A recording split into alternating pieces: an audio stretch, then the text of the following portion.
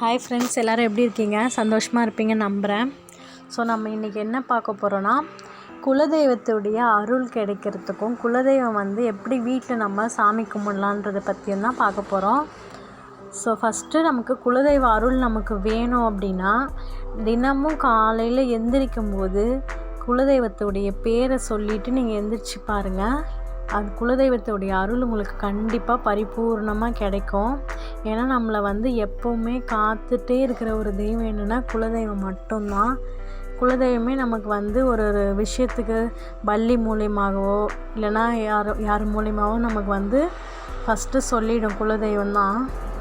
அதுக்கு அடுத்து தான் இஷ்ட தெய்வங்கள் எல்லாமே நமக்கு எல்லாத்தையும் காட்டுன்னு சொல்லிட்டு சொல்லுவாங்க.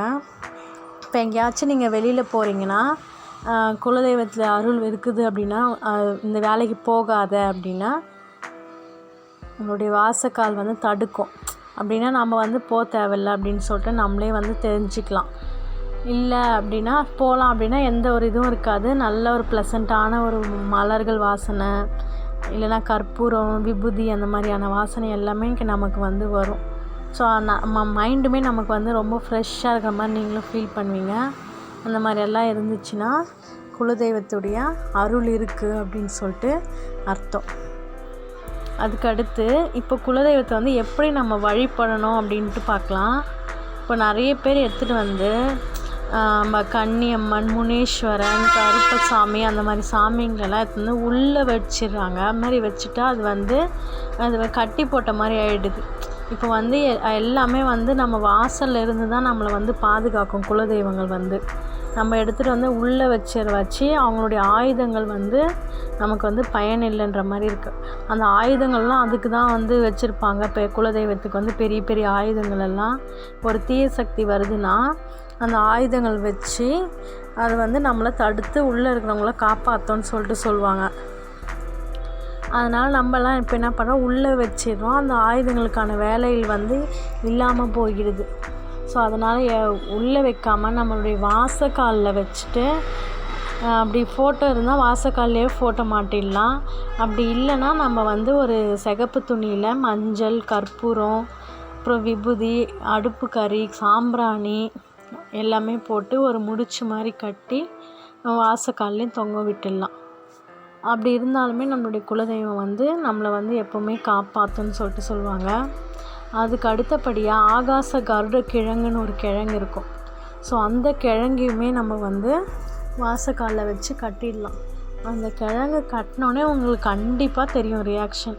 அந்த இடத்துல நம்ம தெய்வம் வந்துடுச்சின்னு சொல்லிட்டு நல்லா கட்டி பாருங்கள். ஆகாச கருடன் கிழங்கு வாங்கி மஞ்சள் நல்லா தடவி குங்குமம் அதில் வச்சுட்டு வாசப்படிக்கு மேலே நம்ம தலையில் இடிக்காத மாதிரி மேலே கட்டி விடுங்க. நம்ம குலதெய்வம் இருக்குன்னா அது என்ன ஆகும்னா நம்ம முளைச்சி வரும். ஒரு கிழங்கு மேலே அப்படியே கட்டினோடனே இருக்கிற சுற்றுவட்ட பகுதியில் இருக்கிற ஈரப்பசை எடுத்து அது நல்லா வளர ஆரம்பிக்கும். எல்லா பக்கத்தில் இருந்தும் பசுமையாக வரும். ஒரு முளை மட்டும் இல்லை, நிறைய நல்லா முளைச்சி வரும். அது பார்க்கறதுக்கு நல்லா அழகாக இருக்கும், பசுமையாக. மண்ணில் வச்சா தான் வரும்ன்ட்டு இல்லை. இந்த மாதிரி அந்த இடத்துல ஒரு பாசிட்டிவான வைப்ரேஷன்ஸ் இருக்குன்னா அது அழகாக முளைச்சி வந்துட்ருக்கோம். ஸோ அந்த மாதிரி ஆகாச கருடன் கிழங்கையும் வாங்கி நீங்கள் வீட்டு வாசலில் கட்டி பாருங்கள். அப்புறம் குலதெய்வ ஃபோட்டோ வாசக்காலுக்கு மேலே வைங்க. அந்த காலத்தில் செங்கல்ல வச்சுப்பாங்க. ஏன்னா அப்பப்போ குலதெய்வம் கோயிலுக்கு போக முடியாது அப்படின்னு சொல்லிட்டு செங்கல் வச்சுட்டு மஞ்சள் குங்குமம்லாம் அந்த செங்கல்ல வச்சு பூ அலங்காரம், சாம்பிராணி எல்லாம் நம்மளுடைய தோட்டத்தில் இல்லைன்னா வாசப்படி காம்பவுண்டுக்குள்ளே தான் வச்சுருப்பாங்க. வச்சுட்டு அதுதான் நம்மளை காக்கிற ஒரு தெய்வமாக நினச்சிப்பாங்க. முனீஸ்வரன், எல்லை சாமி அந்த மாதிரி. ஸோ அங்கேயே வச்சு கும்பிட வச்சு அவங்களுக்கு எந்த ஒரு பிரச்சனையுமே அப்போல்லாம் இருந்ததில்லை. நம்ம குலதெய்வம் எப்பயும் போல் காப்பாற்றன்னு சொல்லிட்டு சொல்லுவாங்க.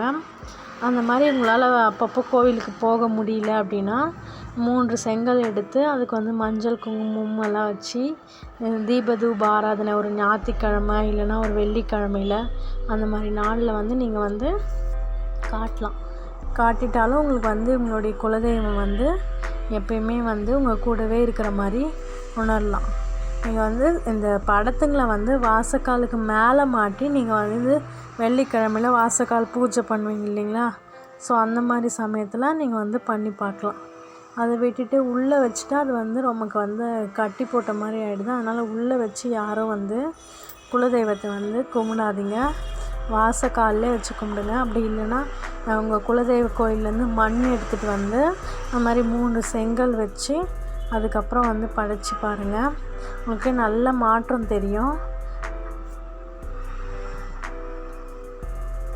முடிஞ்ச வரைக்கும் உங்களுடைய குலதெய்வத்து பேரை வந்து அப்பப்போ வாயில் வந்து உச்சரிச்சிட்டே இருங்க. அப்போ தான் வந்து நமக்கு வந்து எல்லா நேரத்துலையும் நமக்கு கூடவே இருப்பாங்கன்ற மாதிரி ஒரு நம்பிக்கை இருக்கும். அந்த பிரபஞ்சமும் நமக்கு வந்து அதுக்கான சக்தியை கொடுக்கும். ஸோ நீங்கள் வந்து அப்பப்போ அந்த காலையில் எந்திரிக்கும் போது, நைட்டு தூங்கும்போது குலதெய்வத்துடைய பேரை வந்து அப்பப்போ சொல்லுங்கள். என் சேனல் யாரெல்லாம் பார்க்கலையோ கண்டிப்பாக பாருங்கள். சப்ஸ்கிரைப் பண்ணிவிட்டு